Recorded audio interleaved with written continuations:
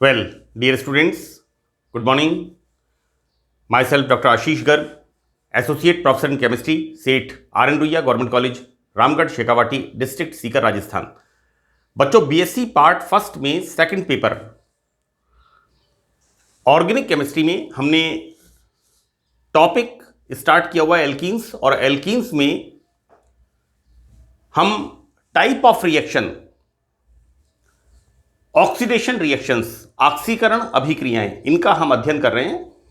देखिए बच्चों, क्या है कि यहां पर रिएक्शन का नाम है ओजोनोलाइसिस, यानी एल्कीन ओजोन के साथ रिएक्शन करती है,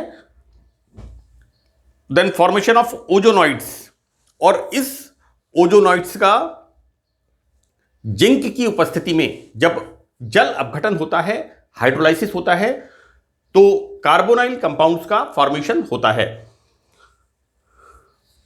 बच्चों, ओजोन यहां पर क्या कर रही है? एल्कीन्स को तोड़ रही है, क्लीवेज कर रही है, राइट? लाइसिस हम बोलते हैं, paralysis. Para means organ, lysis means death of the organ. तो यहां पर इस रिएक्शन में एल्कीन के C double bond C bond का क्लीवेज होता है। यहां पर यह बॉन्ड टूटता है और कार्बोनाइल यौगिक बनते हैं, एवं दो मॉलिक्यूल कार्बोनिल यौगिकों का निर्माण होता है। बच्चों, alkene undergo ozonolysis, it forms two molecule of carbonyl compound. ये किस तरह से बनते हैं इसे हम देखेंगे। यहां फर्स्ट स्टेप में एल्कीन ओजोन से रिएक्शन करती है, तो बच्चों यहां पर ओजोन का योग होता है, एडिशन होता है, और इस तरह से this is the formation of ozonoids. यहां पर ओजोनॉइड का निर्माण होता है, राइट? बच्चों, इस ओजोनॉइड का हम हाइड्रोलाइसिस करते हैं। तो देखिए यहां पर, जैसे मैंने इसको यहां पर इस तरह से दिखाया है, लाइक दिस, इस तरह से। अच्छा बेटा, इसको क्या है, लाइक दिस, हम इस तरह से इसका मैकेनिज्म बता सकते हैं। यानी यहां पर ऑक्सीजन रिलीज होती है, और बनता क्या है यहां पर? जिंक की प्रेजेंस में हाइड्रोलाइसिस होकर के it forms C double bond O and C double bond O. दो मॉलिक्यूल कार्बोनाइल कंपाउंड्स का निर्माण होता है। मैंने यहां पर एग्जांपल लिया है बच्चों, this is the example of two butene. तो 2-ब्यूटीन का जब हम ओजोनोलाइसिस करते हैं, here this is the two butene, 1 2 3 4, हम नंबरिंग किधर से भी कर दें, नॉमेनक्लेचर आपका पढ़ा हुआ है। आइदर 1 2 3 4 की ओजोन के साथ रिएक्शन होती है, तो यहां पर सी डबल बॉन्ड सी, इस तरह से ये ओजोन का यहां पर एडिशन रिएक्शन होती है, और उसके बाद हम, जैसा मैंने आपको बताया, जब हम इसका जिंक की प्रेजेंस में हाइड्रोलाइसिस कराते हैं, तो बच्चों formation of 2 molecule of acetaldehyde. मैं एक बात आपको बता दूं बच्चों, कि जो प्रोडक्ट हमें मिलता है, उस प्रोडक्ट से हम ये पता लगा सकते हैं कि जो हमारा कंपाउंड था वो किस तरह का था, है ना? यहां पर formation of 2 molecule of acetaldehyde, तो वी कैन हम इस बात का अनुमान लगा सकते हैं कि CH3 CH double bond CH3, because we got 2 molecules, here I am writing here, 2 molecule of acetaldehyde का फॉर्मेशन होता है। नेक्स्ट यहां पर मैंने लिया है example, this is one butene, right? तो बच्चों 1-ब्यूटीन का जब हम ओजोन से रिएक्शन कराते हैं, then formation of again ozonoid, यहां डबल बॉन्ड पर सेम वे इस तरह से एक ओजोनॉइड का फॉर्मेशन होता है, and this ozonoid undergo hydrolysis in the presence of zinc, then formation of, बच्चों देखिए, CH3 CH2 CHO, CH3 CH2 CHO, and this is the HCHO, right? तो ये क्या बता रहा है यहां पर, कि ये वाला एल्कीन कैसा है? 1-ब्यूटीन। ये वाला एल्कीन कैसा है? उत्पाद से हम पता लगा सकते हैं, अनुमान लगा सकते हैं, दिस इज 2-ब्यूटीन, राइट? तो इस तरह से यहां पर हम देखते हैं कि ओजोनोलाइसिस के द्वारा कार्बोनाइल कंपाउंड्स का सिंथेसिस होता है। मैं एक बार आपको बता दूं बच्चों, ये रिएक्शन भी आपने 11th 12th क्लास में पढ़ी है एल्कीन्स के अंदर, नंबर 1। नंबर 2, इसको आपने पढ़ा है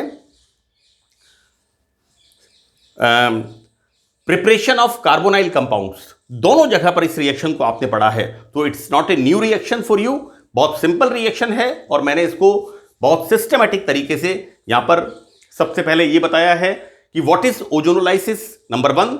नंबर 2, इसका मैकेनिज्म क्या होता है कि 2 स्टेप में, पहले स्टेप के अंदर ओजोनॉइड का फॉर्मेशन होता है और सेकंड स्टेप के अंदर ये ozonoid in the presence of zinc, इसका जल अपघटन होकर के कार्बोनाइल कंपाउंड्स का फॉर्मेशन होता है, राइट। और उसके बाद मैंने बच्चों यहां पर 2 एग्जाम्पल्स बताए हैं और 2 एग्जाम्पल्स में यह बताने की कोशिश की है कि किस तरह से हम जो प्रोडक्ट मिलता है हमें कार्बोनाइल कंपाउंड, उस कार्बोनाइल कंपाउंड से इस बात का हम अनुमान लगा सकते हैं कि यह कौन सा एल्कीन होगा। So that's all about this ozonolysis. Now we start polymerisation reaction. बच्चों, बहुलकीकरण, पॉलीमराइजेशन एल्कीन्स की एक बड़ी कैरेक्टरिस्टिक और बड़ी इंपॉर्टेंट रिएक्शन है। हमारे दैनिक जीवन में एथीन का पॉलीमर पॉलीथीन, इसका बहुत अधिक उपयोग है। हर छोटी सी चीज में पॉलीमर का हम यूज करते हैं। मॉर्निंग में उठने से लेकर के रात को सोते तक, बालों में कंघी करनी है, पॉलीमर की बनी हुई है। हमें ब्रश करना है, पॉलीमर का बना हुआ है। हमारा सोप केस पॉलीमर का बना हुआ है। हमारे यूटेंसिल्स जो हम किचन में यूज करते हैं पॉलीमर के बने हुए हैं। हमारा ऐनक का फ्रेम पॉलीमर का बना हुआ है। इवन ग्लासेस भी पॉलीमर के, एवरीवेयर। तो पॉलीमराइजेशन, बहुलकीकरण, तो हम देखते हैं बच्चों की एल्कीन के असंख्य अणु, नंबर ऑफ मॉलिक्यूल्स कितने भी हो सकते हैं, ये आपस में मिलके एक बड़ा अणु पॉलीमर का निर्माण करते हैं। तो बच्चों दिस इज द एथीन, और ये ethene n is the infinite number of ethene molecules. O2 at high pressure की प्रेजेंस में जब इसे हीट करते हैं, then the formation of polythene, and that polythene we use in our daily life, है ना। तो यहां पर पॉलीमर का निर्माण होता है। Simplest one is the polythene. बच्चों, मैंने एल्काडाइंस के अंदर भी पॉलीमराइजेशन पढ़ाया है और वहां पर विभिन्न प्रकार के चीजों का निर्माण होता है। वेरियस टाइप ऑफ थिंग्स, अलग अलग तरह के रबर वहां बनते हैं। लेटेक्स का रबर का फॉर्मेशन होता है, नेचुरल रबर का फॉर्मेशन होता है, बताया था। यहां पर हम देखते हैं बच्चों एल्कीन्स के अंदर, क्योंकि एल्कीन्स के अंदर हम पढ़ रहे हैं तो यहां पर थोड़ा लिमिटेड है कि इस प्रकार बने पॉली एल्कीन मानव के दैनिक जीवन में एवं उद्योगों में बहुत उपयोगी हैं, बहुत उपयोग होता है, राइट। इसका बहुत डे टू डे लाइफ में industry as well as human beings, इसका एक वास्ट यूटिलिटी हमारी लाइफ के अंदर होती है। यहां पर हम first mode of polymerization, that is अम्ल उत्प्रेरित निर्जलीकरण, सॉरी इट्स नॉट निर्जली, इट्स पॉलीमराइजेशन, इट्स रॉन्ग, बहुलकीकरण, अम्ल उत्प्रेरित, इट्स रॉन्ग।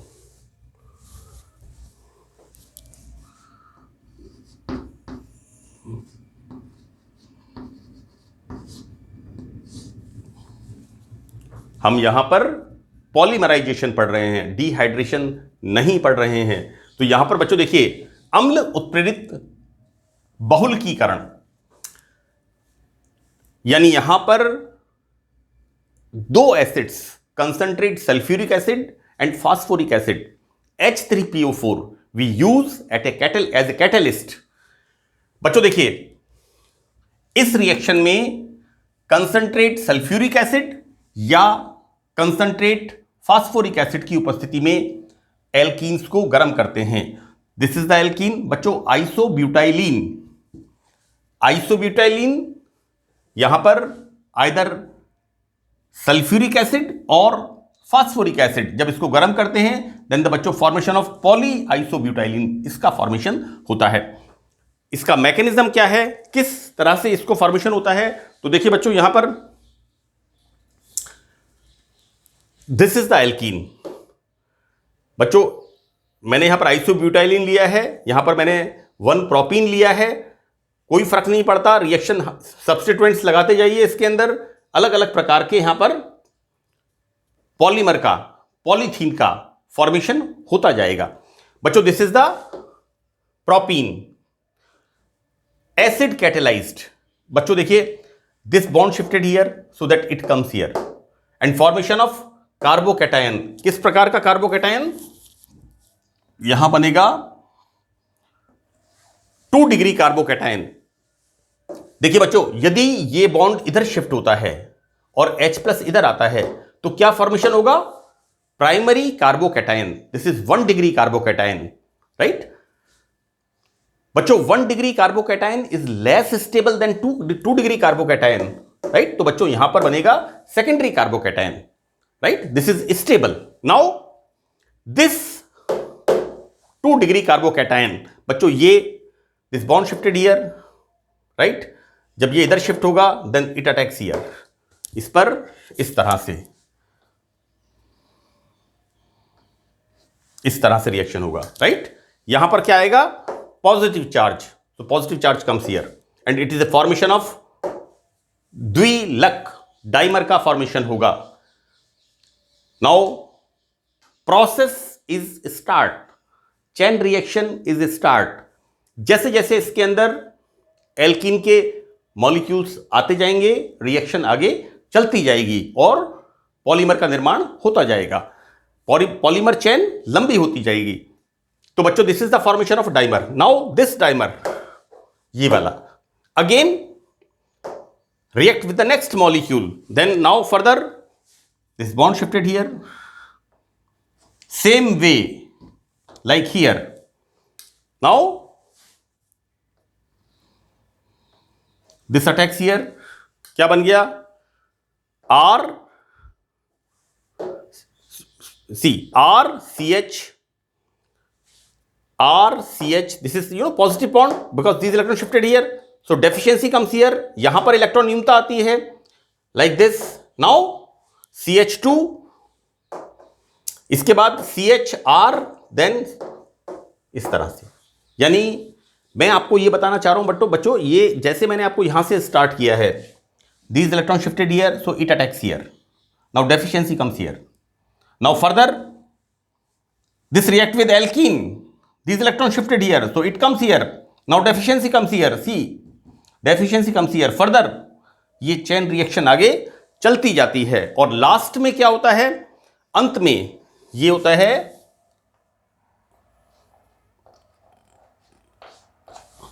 लास्ट में क्या होता है बच्चों, इस कार्बोकैटायन के एडजेसेंट कार्बन पर जो हाइड्रोजन होता है वो इलेक्ट्रॉन देकर के इट मूव्स आउट। तो बच्चों यहां पर लाइक दिस। तो बच्चों अंत में एक प्रोटॉन H+ त्याग कर, ये देखिए बच्चों removal of this comes here, तो H+ इज रिमूव आउट, उदासीन बहुलक का अणु बनता है।